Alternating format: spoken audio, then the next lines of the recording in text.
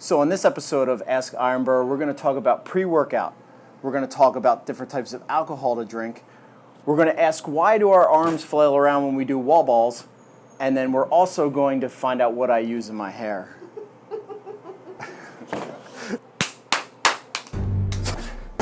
Scoot over. Closer? No, right there. Good? All right, so let me get situated. So welcome back, guys, to episode 2 of Ask Ironborough. We got some great feedback on episode 1. We changed the format up a little bit. I tend to dance around a little bit when I stand up and talk, so we decided to have me sit. I'm also joined again by Ashley. She's going to help with this episode again. So again, we had some great questions from everybody last time, and we just want to start off with our first question. Katrina, who is still not an idiot, asked about pre-workout. Her question was, pre-workout and what's the deal? So obviously we would like to have Misha answer that. She's our nutrition expert. She knows everything there is to know about food, nutrition, supplements, whatever it may be, so we're going to kick that off to her. It depends on which pre-workout you're taking. So the best advice that I can give you is look at the container that you're going to be taking. A lot of the ingredients are basically designed to either give you an energy boost, whether that's through caffeine or ginseng or whatever those other additives are that they put in there to give you energy, or it's to increase your muscle endurance. So basically look at what the ingredients are that are on there, and make sure you are aware of what they are and what they do, because no two pre-workouts are the same. And also be aware of what the effects that the pre-workout is going to have on your body. So for example, if you have something that has beta-alanine in it, be aware that it's going to create this itchy feeling on your skin, or if there's a lot of caffeine, it's going to cause an elevated heart rate. So what I would suggest is if you're considering a pre-workout, start by reading the ingredients, be aware of what those ingredients do, and then start with a small amount to see how your body reacts to it. The biggest concern that I would have for someone using a pre-workout before every class is you start to become accustomed to it, or it becomes less effective, so you either have to use more or switch. So being aware of how it's going to affect your body in that regards. But then also, if there is a lot of stimulants in there, it's also going to increase your heart rate. CrossFit increases your heart rate too, so what you don't want to have happen is you get in a tachycardic situation where your heart's racing and your heart rate elevates too fast. You can't get it to come back down because of the stimulants you've taken, and then you end up passing out. So again, being aware of how it's going to affect your body is really important. But do you need it for every class? Probably not. If you need something to give you a little bit of a pick-me-up, is it going to hurt? Again, it just really depends on what you're using. So I would go for the cleanest one, make sure you know how it's going to affect your body, and trying it out in small doses is the best advice that I can give you.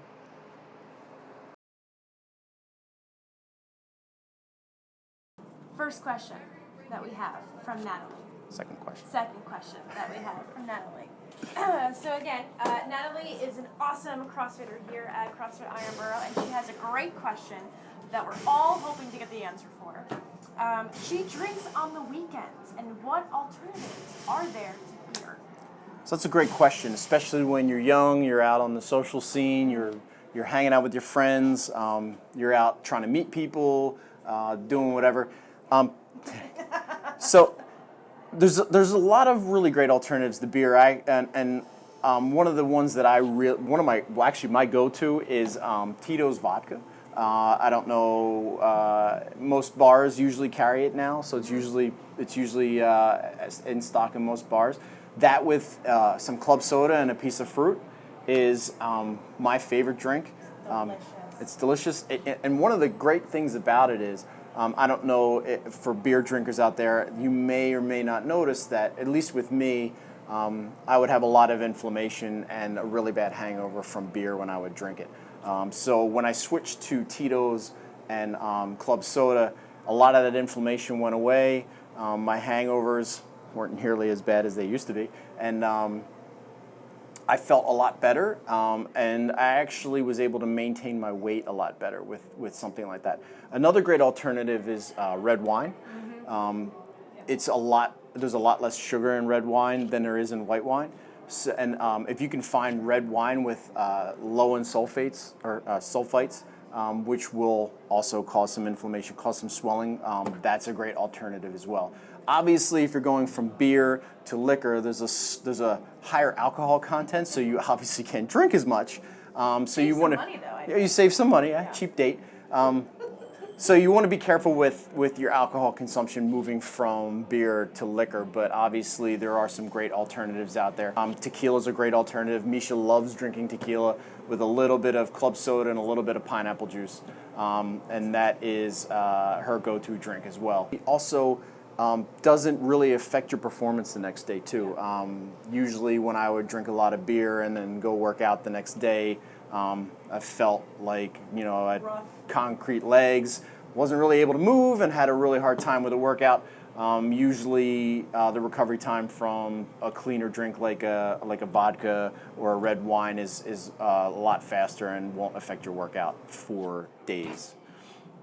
Cool. Yeah, Tito's is great. Tito's is also my favorite as far as vodka is concerned, and using that kind of alternative to beer.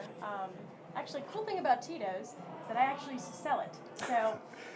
So we'll have to get your number. We'll have to get my number and start, giving everybody free liquor. But the cool part about that particular vodka is that it's actually they use corn. They don't use wheat or to distill it. So they actually distill it like 14,000 times rather than like 13,000 times, and they make it with in better barrels. So it's actually healthier for you if you're looking at Liquor City. So definitely a vodka soda is good, but Tito's is the way to go. Okay, the next question that we have, question number 3. Jessica asks, why do you move your arms or flail your arms in circles while doing wall balls? So Misha posted a video about wall balls the other day, and it was on our Instagram account, and we got some questions about that, and Jessica had actually reached out to Misha and asked why she was moving her arms in a swimming motion. One of the things about wall balls that is really difficult is maintaining your shoulders. It's obviously a front squat into a press or almost like a jumping push press with a wall ball. And a lot of times when you're doing wall balls, the first thing that's going to go is your shoulders. So this swimming motion actually keeps your shoulders relaxed for half a second, so you're not stuck in the static position and burning energy in those shoulders and wearing them out faster than if you had held them up waiting for that ball to come back down. Obviously, you need to be fast with that swimming motion, otherwise you're going to take a wall ball to the face, and we don't want to do that. So the swimming motion is done very quickly, and get those hands back up to catch that wall ball. It actually helps those shoulders last a teensy bit longer when you're doing a wall ball workout, especially if something like Karen, which is 150 wall balls. You're going to need to save those shoulders, and that's the best way to do it. Okay, the fourth question that we have is coming from Andrew. This is my favorite question. So Chip, it's very serious. Chip, I need to know exactly. This is a very serious platform for us. Exactly. What kind of hair gel do you use while you're working out?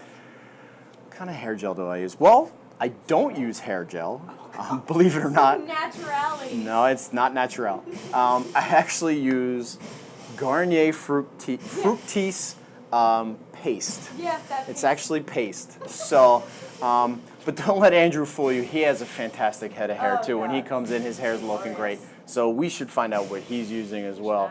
But yeah, I just use a paste. I actually worked out earlier today. My hair, I guess, is still looking pretty good. Yeah. It's not looking bad. If you want to ask somebody who has a good set of hair, that's Eric. Eric's got a beautiful We should definitely ask Eric what his head of hair is. Oh my God, and he loves it. He loves talking about it. It's amazing. Cool. So that wraps up our second episode of Ask Ironborough. We love the questions. We love the feedback that we've gotten after the first episode. We want to keep hearing from you guys. So you're going to use the hashtag Ask Ironborough. We're going to have Stacy superimpose that the hashtag right at the bottom of this video so you can find us really easy. Ask Ironborough. Find us on Twitter. Find us on Facebook. find us on our website. We're going to post all that stuff to this video as well, so you can find us everywhere. And we want your questions. We want to answer them. We want to know whatever it may be. What are you thinking? Exactly. So keep asking the questions. We'll keep answering them. We'll see you on the next episode. Thanks, guys.